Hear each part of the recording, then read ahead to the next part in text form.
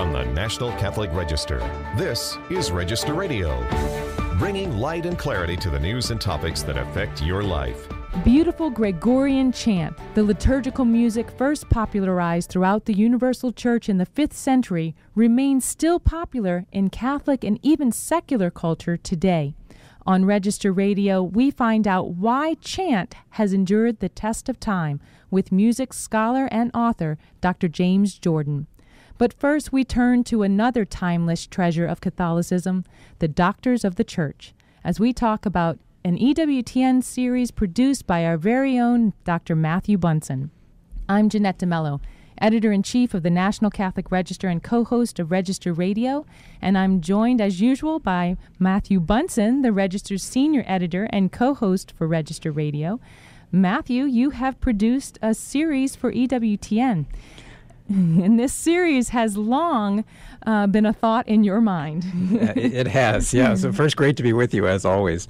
Yeah, years ago, I fell in love with the Doctors of the Church, and EWTN has given me the great privilege of trying to put together a series like this. And so their confidence might be misplaced, but we've had a really good start to the series, and I have to say that it is a privilege professionally, but also very personally and spiritually to be able to put together a series like this. So describe a little bit about, these are doctors of the church, people who've lived over long periods of time. There really aren't a lot of photographs, things like that. So what do you do? How do you pull out the doctors of the church in this series?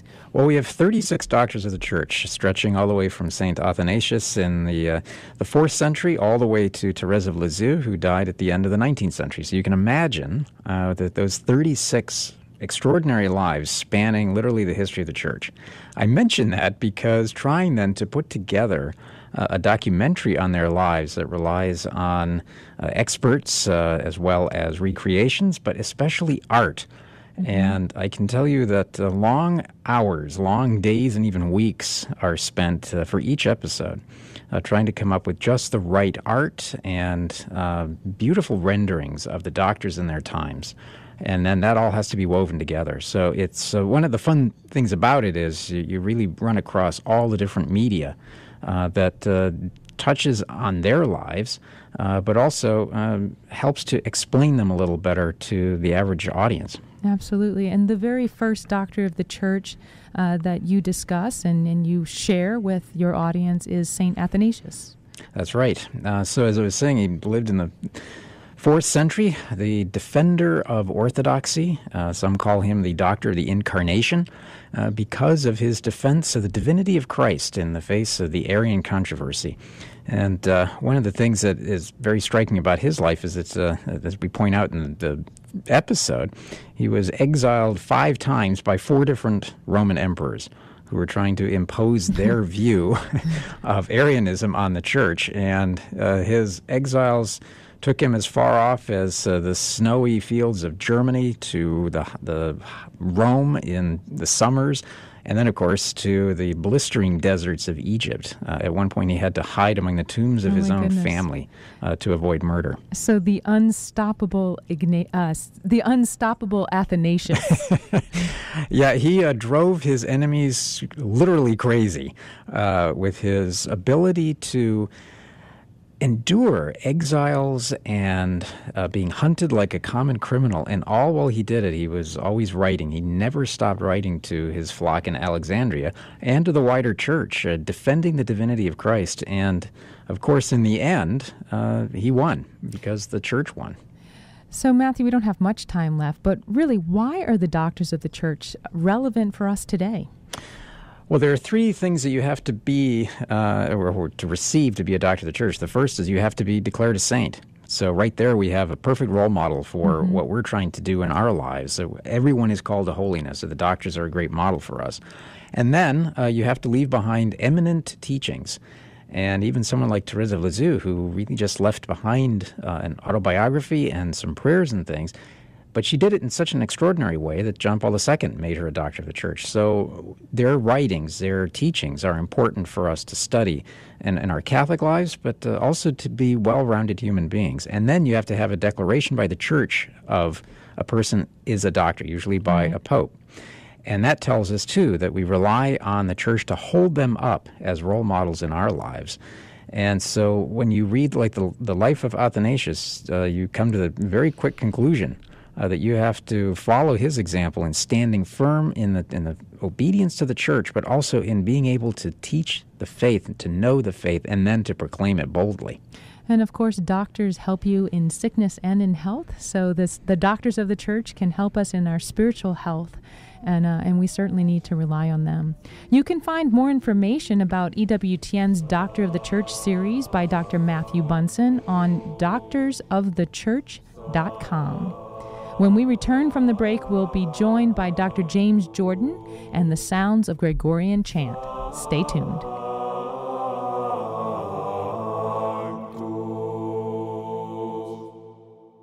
Have you heard who's reading the Register? Why, it's Tim Staples. The National Catholic Register gives you the world's news like no other. Only NCR has a stable of writers steeped in good Catholic theology and philosophy to give you the news with proper perspective. For a 3-month free subscription to the National Catholic Register, go to ncregister.com and click on the 3 months free banner or call 1-800-421-3230.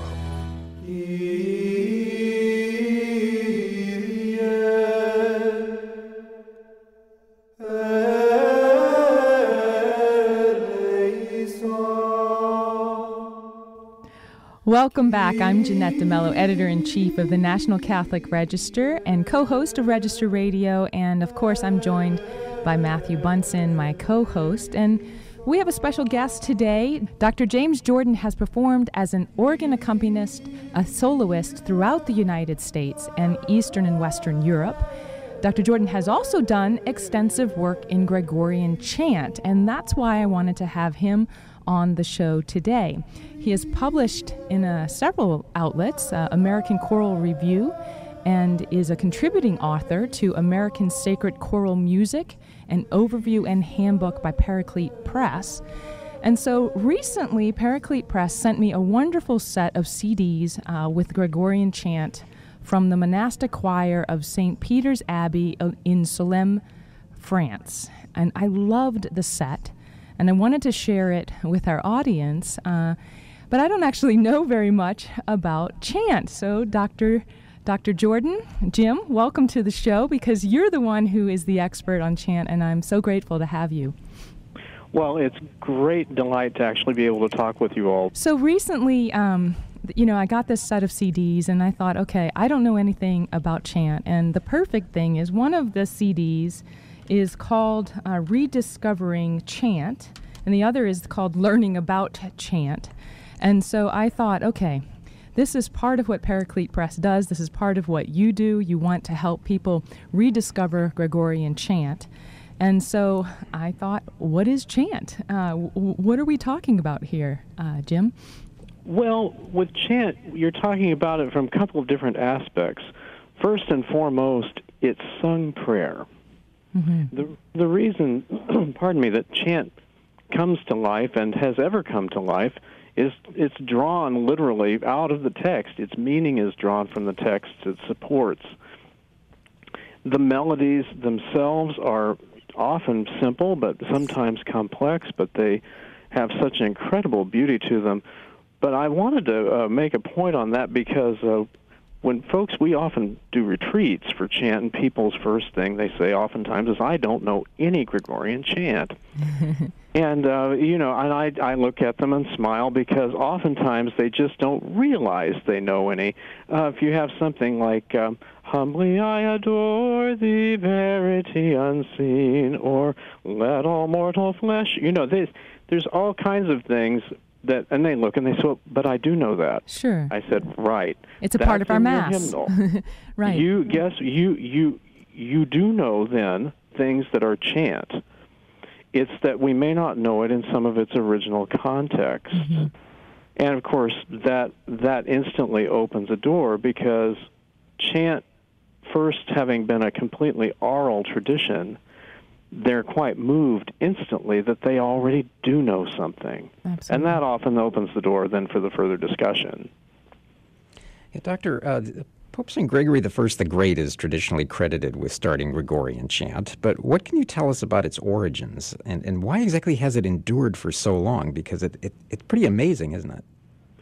Yeah, it really is. I mean, by trade, I am an organist, and I came into this because I'm a member of a Benedictine community, and it just sends chills down my spine to talk about it now. I've so fallen in love with it. I mean, when it comes to Pope Gregory the Great really was responsible for the codification. I mean, he did us the great favor of putting it together, and this is obviously a great sweeping generality, but in ways that it could be then used. But its endurance, for one thing, it takes us back to our earliest roots. Many of the early chants, say, for instance, the Lamentations of Jeremiah, which we hear in the Triduum during Holy Week, these relate very directly to chants that are heard still in the Jewish synagogue. So we're taken back even to our Jewish roots, which is one of the most marvelous things about it, because it's such a close link for all of us to the early church. I believe the endurance comes from what I was just talking about a moment ago. It's absolutely derived from the text. One particular example, if you think about something, for instance, Maundy Thursday, when we sing at the foot washing, Ubi caritas est vera, Deus ibi est. You know, where God is, where true love is, God is truly there. One can say that text, Ubi caritas est vera, but if you actually chant it, Ubi caritas est vera, it lifts it out of the everyday mode. And that, I believe, is one of the reasons. Plus, if you listen to that, it's an extremely simple tune. Right. One that's easily memorable, just like children's songs. Mm-hmm. And this is something that chant has in common with pieces like even folk songs, because they're an early part of our childhood thinking. Absolutely. It's so wonderful that you bring that up. I remember being at a Mass recently where I was in it was like almost a cry room, and I walked back from receiving communion, and there was an older child, I mean, not old enough to be in the cry room by himself while his parents went to communion, 6 or 7, and I, as I walked back in, he was humming a part of the Mass, and of course it's it's exactly what you're saying. It is memorable even to a child. Chant. We have a joke here. I have an 18-year-old and a 23-year-old, and you should hear the kids chant. I bet. And I've told them, I've said, you have something I will never have in my life. You will have grown up with this. Beautiful, right? And it's something that you should treasure, because even though I've learned it as an adult, I said, it will be part of your earliest memories. Yes. And the children take this up extremely quickly. Well, I have actually used the set of CDs that I received from Paraclete Press, the ones from the monks of Salem. I've used that in my house to pacify my very young children in the evenings when it's the sort of bewitching hour of lots of tears and cries. And I put this on, and it's really, it has a peaceful, it has the effect of bringing peace to my household, and hopefully my kids can grow up with this as well. But I want to turn to the monks of the Abbey of Salem. They have a very special mission. Can you tell us about that mission? Well, of course, their mission, initially, Salem, of course, was really where monasticism itself had a rebirth in France. Part of that mission with Dom Guéranger, because of his personal love to begin with, before actually being given instruction by the Church to do so, was this restoration of Gregorian chant. Now, what does that mean? There's actually a very funny line. We published a book at Paraclete called Salem and Dom Guéranger, and there's a very funny quote from the abbot at that early on, who said, "Chant has now devolved into the hammering of individual pitch and has nothing to do with the words." And they instantly, even in the late 19th century, worked on turning that around. And that is one of the things they're most known for now is, of course, that beauty in the way they do it. You hear the rhythm and the lilt of the chant with the text rhythm, because that is what drives the rhythm of chant. And, of course, they were given this job. The term restoration has many aspects to it. First and foremost, it's alive. Mm-hmm. It's being chanted in the offices. It's the divine office. It's part of, St. Benedict in his rule talks about this and says, nothing should be preferred over the Opus Dei, the work of God, which is the divine office. Along with that, though, they have done all these years of study of the earliest manuscripts, finding the ancient neumes, doing that kind of work, particularly Dom Eugène Cardin in the middle of the 20th century. And the great thing about that is as he did those studies, what it does is it simply unlocks more of what the earliest composers of the chants saw inside the text. Mm-hmm. And that's, I think, one of the greatest things they offer is that you hear this in these recordings. You mentioned the Gregorian Chant Rediscovered, which is actually from 1930. Oh, wow. Okay. And one point I want to make with them and those recordings, the underlying principle to why they did it was that they wanted to offer something to everybody because they knew not everybody could get to Salem. Sure. And that being said, every monk was in the choir because they wanted to make a point of saying this is not music just for the talented few. This is sung prayer that belongs to all of us. It's wonderful. And I mean, it's wonderful to know that, too, because I think, as we said, it gets stuck in your head. So if you listen to this, you can sing along once you start to learn the rhythms of it. Of course, a lot of it is in Latin, and we don't all know the Latin, but it's so rhythmic that it really does stick with you. I did want to ask you, well, first of all, I guess I want to let people know where they can get these wonderful CDs. And they can be found at paracletepress.com, and I'll spell that PARACLETEPRESS.com. And of course, if you look for the Monks of Salem, and that is spelled SOLESMES, you will find it there at Paraclete Press. But if we had to start with one, Jim, which one would you suggest getting if you had to start with one of these CDs to learn about chant? Well, I would actually begin with Vespers and Compline, and I will tell you why.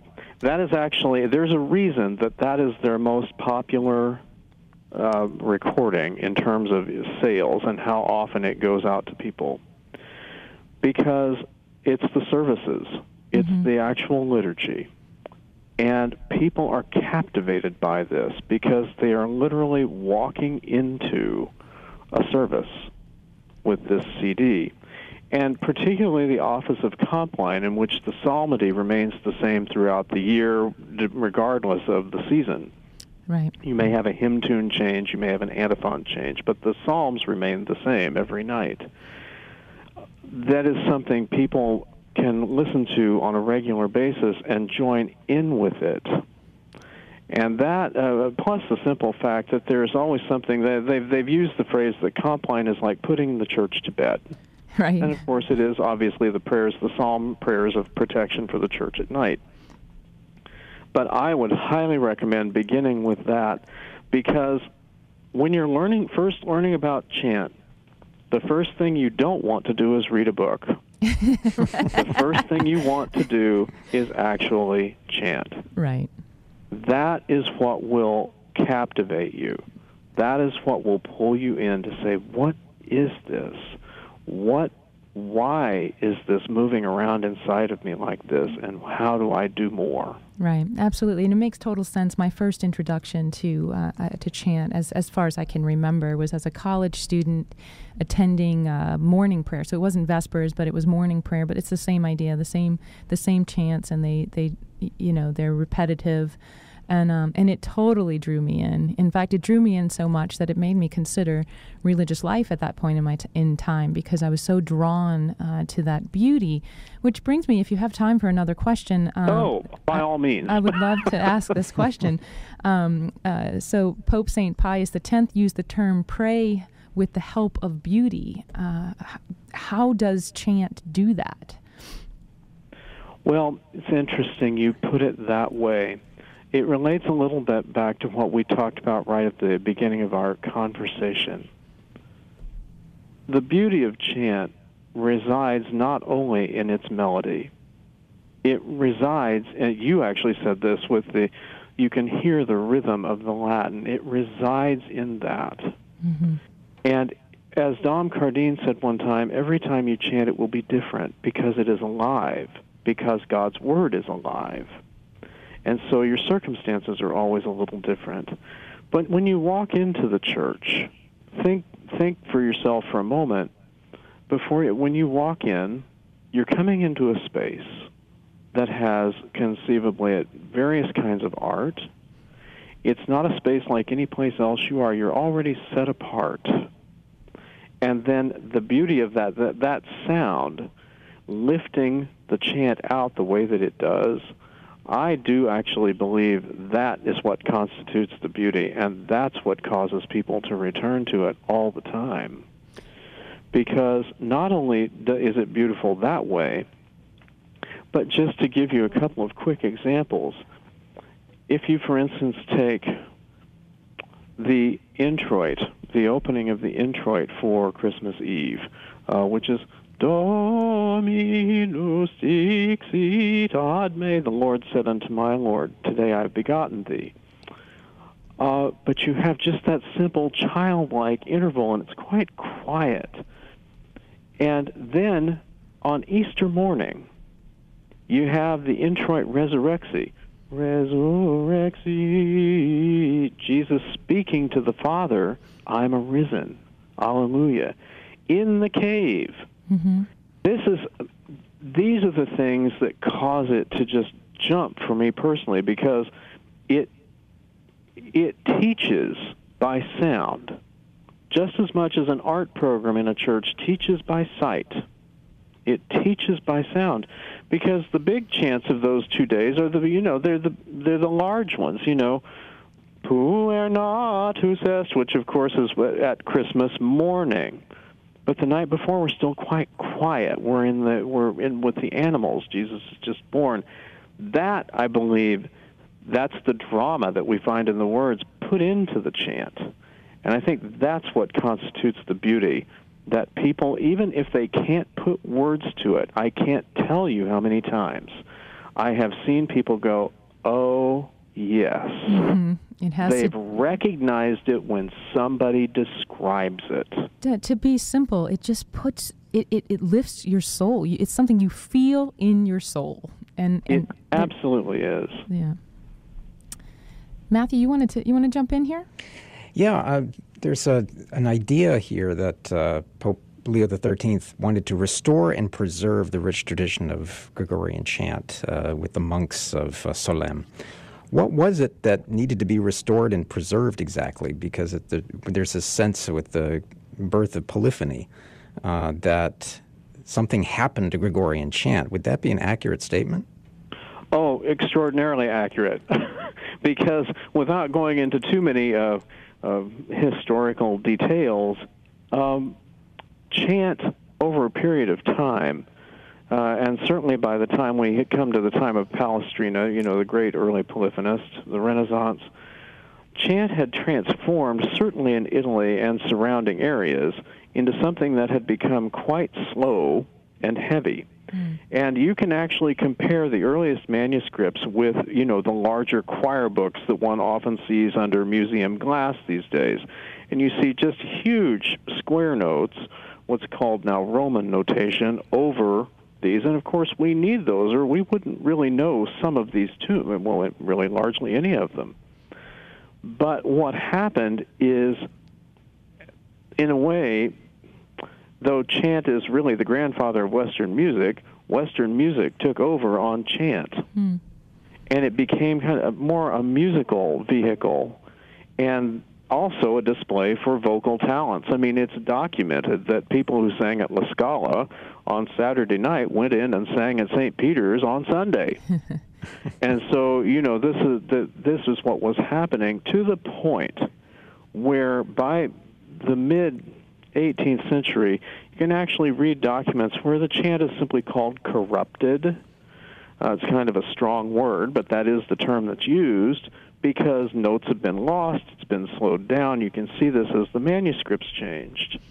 What needed to be restored was, what were those original melodies? But moreover, how was it done? Now, of course, none of us were there. But as Dom Cardin did his work, this is what's so absolutely incredible about studying the ancient neumes, which are derived from really from linguistic signs, periods, question marks, so forth, various kinds of accents from other languages besides English. And he took manuscripts and he drew them by hand into a book, into his Roman gradual with those chants. And when he completed it, he said, I knew then what those symbols were. They were inflections from the choir master showing how to lift this word, lengthen that word. And that is what needed to be restored, was chant's original life in illuminating the text. And it seems that one of the other things that was restored as I listened to the whole of this interview, is kind of the simplicity that allowed not just the very best musicians, the very best cantors to sing this, but as you said, the Solemn monks made these CDs together, or the whole body of monks, because it's possible for everybody. So maybe there was this return back to the community can do this. And it's well known that some chants are made for the congregants at large, some are more complex. Sure. However, I will tell you, in our Benedictine house, everybody tries everything because we feel very strongly about this. And Mary Berry, the great chant scholar from Cambridge, England, who herself was an Augustinian canoness, and her mother house was Solemn. She had been a student of Cardin. We studied with her for many years. She used to close all of her retreats on chant. She said, you will pass this along to everyone, won't you, because it belongs to all of us. Wonderful. Thank you, Dr. Jordan, for joining us today. For more information on chant, go to paracletepress.com. That's PARACLETE press, PRESS.com. Remember, for more news, analysis, and commentary, check out the National Catholic Register at ncregister.com. And don't forget to click on the podcast that says Register Radio. Thanks for joining us here on Register Radio on EWTN. For Matthew Bunson and our producer, Jeff Burson, I'm Jeanette DeMello. Until next week, God bless you.